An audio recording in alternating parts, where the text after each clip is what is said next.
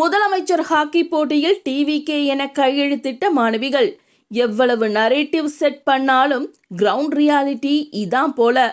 பாளையங்கோட்டையில் நடைபெற்று வரும் முதலமைச்சர் கோப்பைக்கான மகளிர் ஹாக்கி போட்டியின் கையெழுத்து இயக்கத்தில் டிவிகே என்றும் களம் நமதே என்றும் மாணவிகள் கையெழுத்திட்டது பேசும் பொருளாகி இருக்கிறது. முதலமைச்சர் கோப்பைக்கான மாநில அளவிலான மகளிர் ஹாக்கி போட்டிகள் நெல்லை பாளையங்கோட்டையில் நடந்தது. இந்த போட்டிகளை சபாநாயகர் அப்பாவு தொடங்கி வைத்தார். இதில் 1500க்கும் மேற்பட்ட வீராங்கனைகள் கலந்து கொண்டார்கள்.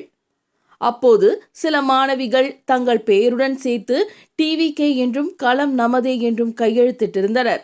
இந்த நேரத்தில் சபாநாயகர் அப்பாவு கையெழுத்து இயக்கத்தின் பதாகை எதிரே நின்று செய்தியாளர்களிடம் கரூர் சம்பவம் குறித்து பேட்டி அளித்துக் கொண்டிருந்தார். இதற்கிடையே போட்டியில் பங்கேற்க வந்த மாணவிகளின் இந்த செயல் பலரின் கவனத்தையும் ஈர்த்தது.